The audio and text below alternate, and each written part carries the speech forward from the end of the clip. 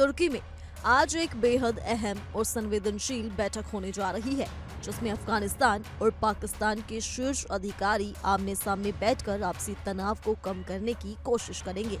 दोनों देशों के बीच पिछले कई हफ्तों से लगातार बढ़ रहे विवाद, सीमा पर झड़पों और एक दूसरे पर लगाए जा रहे गंभीर आरोपों ने हालात को काफी बिगाड़ दिया है। ऐसे में ये वार्ता दोनों देशों के लिए आखिरी मौका मानी जा रही है कि वे किसी शांतिपूर्ण समाधान तक पहुंचे। लेकिन बातचीत शुरू होने से पहले ही पाकिस्तान के रक्षा मंत्री ख्वाजा आसिफ ने ऐसा बयान दिया है जिसने माहौल और भी ज्यादा गर्म कर दिया है। उन्होंने साफ चेतावनी दी कि अगर ये वार्ता नाकाम रहती है तो हालात सीधे युद्ध तक पहुंच सकते हैं। पत्रकारों से बातचीत के दौरान ख्वाजा आसिफ ने कहा, अगर बातचीत असफल होती है तो हालात और बिगड़ेंगे। हमारे पास अपने विकल्प मौजूद हैं और जिस तरह हमें निशाना बनाया जा रहा है, हम भी उसी तरह से जवाब देंगे। जब उनसे सीधे सवाल किया गया कि क्या इसका मतलब युद्ध है, तो उन्होंने बिना किसी हिचकिचाहट के कहा, हाँ, सिर्फ युद्ध। उनके इस बयान ने न केवल अफगानिस्तान बल्कि पूरे क्षेत्र में चिंता बढ़ा दी है। पिछले कुछ महीनों से पाकिस्तान और अफगानिस्तान के बीच सीमा पर गोलीबारी, आतंकवाद के आरोपों और सीमा पार हमलों को लेकर तनाव चरम पर है।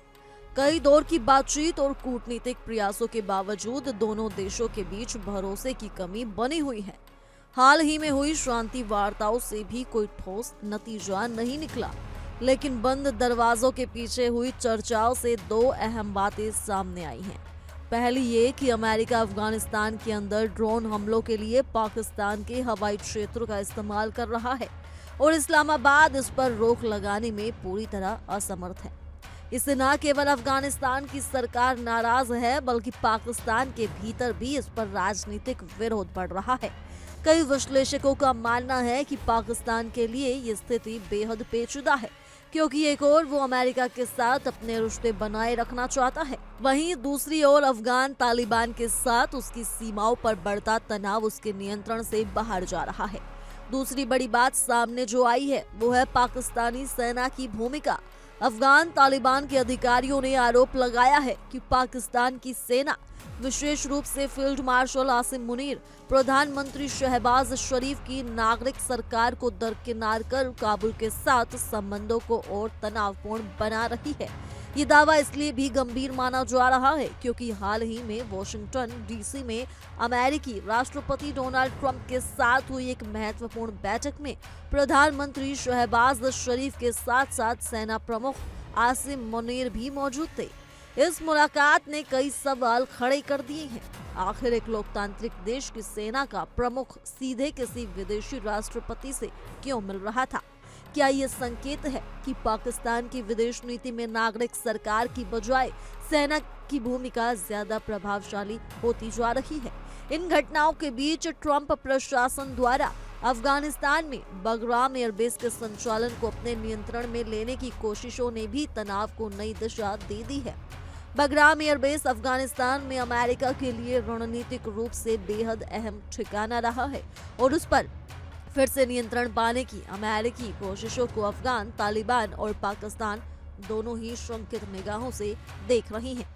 तालिबान का कहना है कि पाकिस्तान इन अमेरिकी योजनाओं में अप्रत्यक्ष रूप से सहयोग कर रहा है, जबकि पाकिस्तान इसे झूठे आरोप कहकर नकारता है। तुर्की में होने वाली ये बैठक ऐसे समय में हो रही है जब दोनों देशों के बीच सीमा पर सैन्य गतिविधियां बढ़ चुकी हैं और छोटी छोटी झड़पें भी संघर्ष का रूप ले सकती है।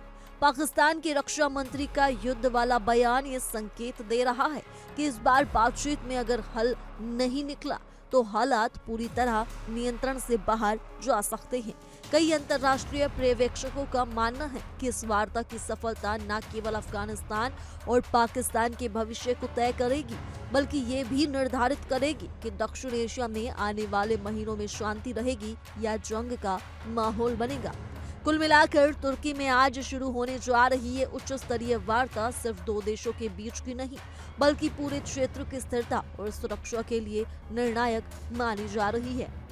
अगर ये वार्ता विफल रहती है तो जैसा कि पाकिस्तान के मंत्री ने कहा, अगला कदम सिर्फ युद्ध होगा और अगर ऐसा हुआ तो इसका असर न केवल इन दोनों पड़ोसी देशों पर बल्कि पूरे एशिया और अंतर्राष्ट्रीय राजनीति पर गहराई से महसूस किया जाएगा। बोल इस खबर को लेकर आपकी क्या राय है, आप हमें कमेंट कर जरूर बताएं और इसी के साथ जुड़े रहिए इंडिया डेली के डिजिटल प्लेटफॉर्म के साथ।